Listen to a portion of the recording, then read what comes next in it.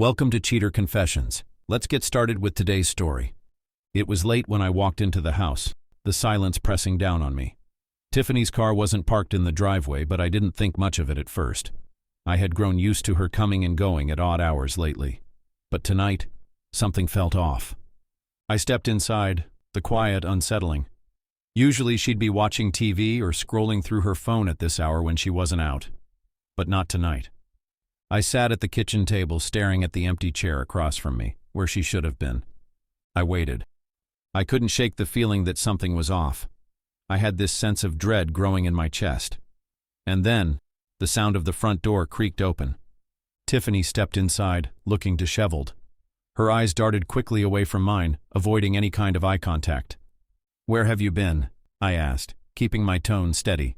I didn't want to come off as accusatory, but the question was there. It had been building for weeks. Tiffany hesitated, her fingers fiddling with the strap of her bag. "I was just out with some friends," she said quickly, walking past me. "Nothing to worry about." I watched her, feeling the coldness of her words hit me harder than I expected. "Friends?" I repeated, raising an eyebrow. "Is that what you're calling it now?" She froze for a moment, her back turned to me. There was a slight tremor in her shoulders, but she didn't turn around. "What do you mean by that?" she asked, her voice a little sharp, almost defensive. I leaned forward, trying to keep my voice level. "You've been distant, Tiffany. Coming home late, not answering my calls. I don't know what's going on with you, but something is definitely off." Her body stiffened, and I saw her take a deep breath before she turned to face me, a smile playing at the edges of her lips. "You're overthinking everything, Russell. Maybe you should just relax." I didn't relax. I couldn't. The way she spoke, like she was brushing everything off, made my stomach twist. Something was wrong, and I had to know what it was. "Relax?" "Tiffany," I said, my voice finally rising. "We've been together for almost 6 years. I think I'd know when you're lying to me."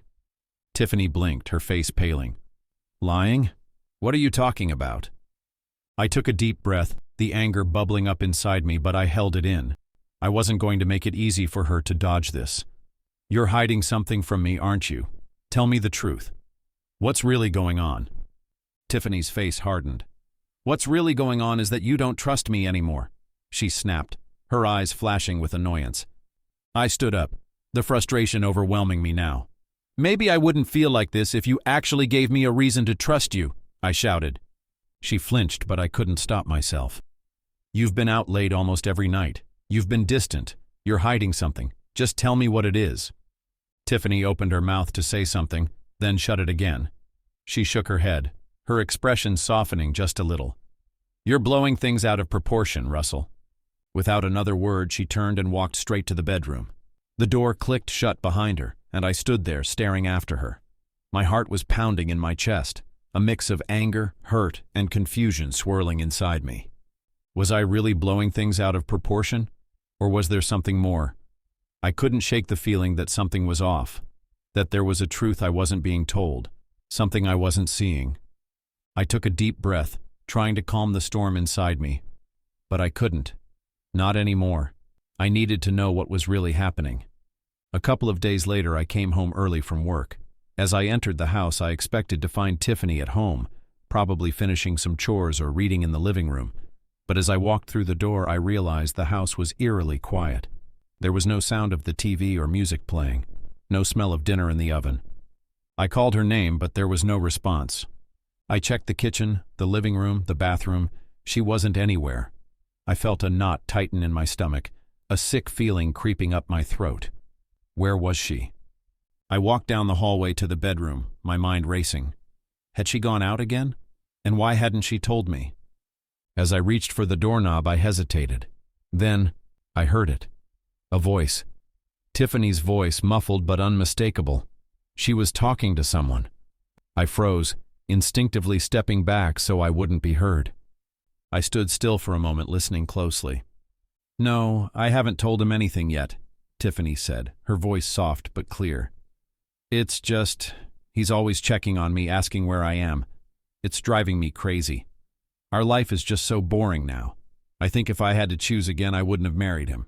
At least he has money." I felt my chest tighten as I heard the words. My thoughts were swirling, but I couldn't move. I couldn't bring myself to open the door. Tiffany continued, her tone lighter now, as though the conversation was nothing but routine. I don't know. He never really suspects anything about Brian. He's too focused on me, you know? He's so obsessed. It's exhausting. Brian? My mind immediately went into overdrive. Who was Brian? Who was she talking about? My heart pounded harder in my chest as I strained to listen. Well, Tiffany said, a slight laugh in her voice. We went to the hotel last night after dinner. It was great, just like before. You should have seen the look on Russell's face when I told him I was going out. He was so clueless, so trusting. I couldn't breathe. My head was spinning, and the world seemed to slow down. Hotel. Brian. She had been with someone else. Tiffany, my wife, had been cheating on me. The realization hit me like a freight train, knocking all the air from my lungs. I felt numb. My mind raced as I pieced together what I'd just heard. All the late nights, the distance, the secrecy. It all made sense now. She had been hiding something. Someone. Brian. The door to the bedroom creaked open slightly, and I immediately stepped back into the hallway, trying to hide the shock on my face. I could barely breathe, let alone speak. I didn't know what to say, what to do. Everything inside me screamed at me to confront her, to demand answers. But my feet felt frozen, rooted to the floor. Tiffany stepped out of the bedroom, still holding the phone to her ear, oblivious to my presence. She walked past me, her face slightly flushed from the conversation, her expression distant as she made her way down the hallway. I watched her, my heart sinking deeper with every step. Okay, I'll talk to you later, she said into the phone before hanging up. I wanted to say something, anything, but I couldn't find my voice. How could she do this? How could she look me in the eye every day and pretend everything was fine while she was out with another man? I had trusted her with everything. And now? Now it felt like everything was falling apart. She looked up at me finally, a casual smile crossing her face. Hey, Russell. I didn't hear you come in. How was your day? I stood there, completely still, unable to speak. The words that had been choking me just moments ago, about her betrayal, the lies, stuck in my throat. I didn't know what to say. I didn't know what I was supposed to feel. Russell? Tiffany asked again, her voice uncertain now. What's wrong? I took a deep breath, my voice barely above a whisper. Nothing. I'm just tired, I muttered, my words feeling heavy as they left my mouth. Without another glance at her, I turned and walked toward the bedroom, my steps slow, deliberate. I couldn't look at her anymore. The house, the life we built, it all felt suffocating now. I needed to be alone, to gather my thoughts. Tiffany called out after me, but I didn't stop. I knew what I had to do. I had to get out of that house. I had to get away from her and the lie we were living. The truth was staring me in the face, and I couldn't ignore it anymore. I spent the rest of the day going through the motions, trying to act like everything was normal, but inside I was torn apart. Every part of me screamed to walk away and never look back, but I knew I had to stay calm. I couldn't make any rash decisions. Not yet. I needed time to think. The next morning I couldn't hold it in any longer. The weight of the situation had become unbearable. I grabbed my jacket and left the house early. I headed straight for a lawyer's office, knowing what I had to do, though the heaviness of the moment pressed down on me. I knew I had to protect myself, my assets, my future, and figure out the next steps.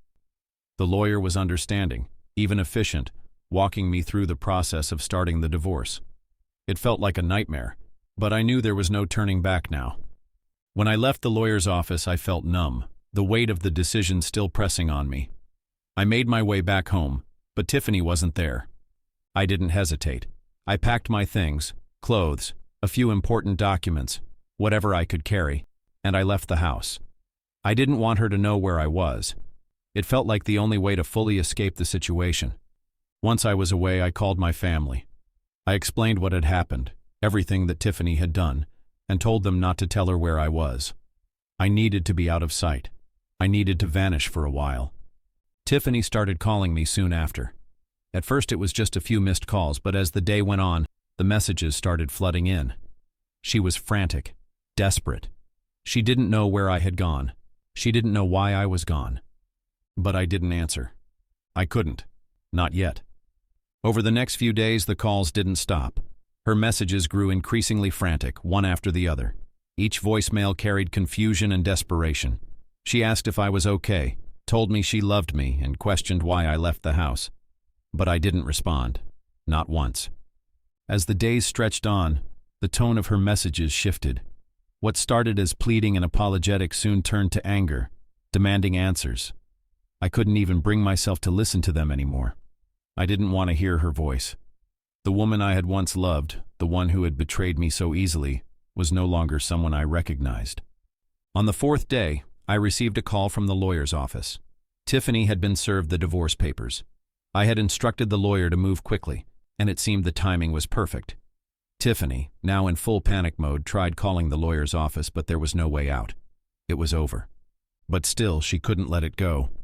Her calls kept coming. She was relentless, her voice cracking with a mixture of rage and desperation.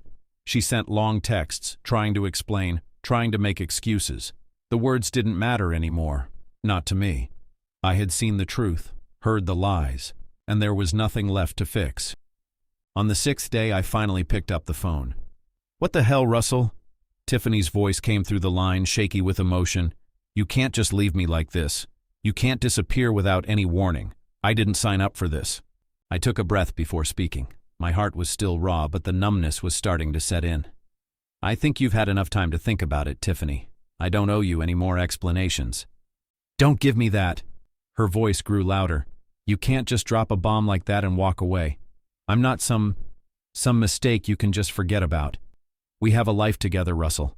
You can't throw that away." I stood there, gripping the phone tightly, trying to steady my breath. "You don't get it, do you? It's not about walking away. It's about me choosing to live a life without lies. I know about Brian. You've already made your choice, Tiffany. And so have I." "Stop," she said, her voice breaking. "Stop being so cold. I didn't mean for it to happen. It was a mistake. I don't want this to be over. I love you." The words stung, but I wasn't swayed. "Love? Is that what you call it? After everything? You really think a few words can fix what's broken?" She went silent for a moment, the sound of her breathing heavy on the other end. I could feel the tension rising, the realization that she was losing control of everything. "You can't leave me, Russell. You just can't. I won't let you." "You don't get to make that decision," I replied coldly. "You had your chance, Tiffany. You chose someone else, and now I'm choosing myself." "You think I chose him?" Her voice was almost a scream now. "You think Brian means anything to me? You have no idea what I've been going through. You were always so distant, always so controlling. I couldn't breathe. And now you just walk away?" I closed my eyes, trying to hold on to my composure. "No, Tiffany. You didn't just go through something. You made a choice, and it wasn't me. Don't try to turn this into something it's not. We're done." She sobbed then, and for the first time I felt a flicker of something. Regret? Guilt? But then, I remembered the conversation I had overheard, the way she talked about me, about Brian, about her escape. There was nothing left to feel sorry for. "I never wanted this," she whispered through the tears. "I never wanted to hurt you." "Well, you did," I said, my voice firm. "You did it, Tiffany. And now, it's over. No more chances. No more excuses."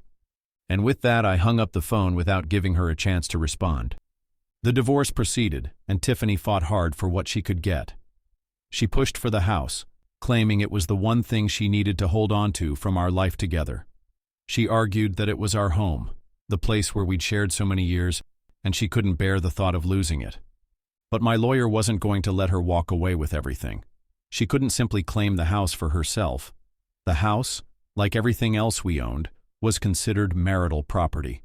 That meant it had to be divided equitably between us.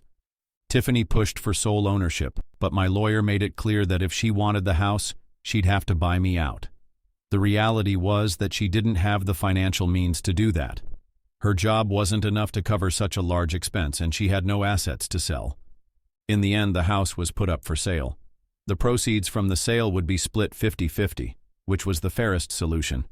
Tiffany wasn't happy with the outcome, but there wasn't much she could do. I moved on. The house was gone, and so was the last reminder of our life together. I didn't look back. As for Tiffany, she eventually stopped calling. I didn't have to listen to her voice again in the voicemails. The silence felt like freedom. The divorce was final. The assets were divided. And as painful as the entire process had been, I felt a weight lift off my shoulders. It was over. The life we'd once shared was now a thing of the past. I left it all behind, her, the house, the betrayal, and I started over, focusing on myself for the first time in a long while. It wasn't easy, but it was the only way forward. Thank you for watching.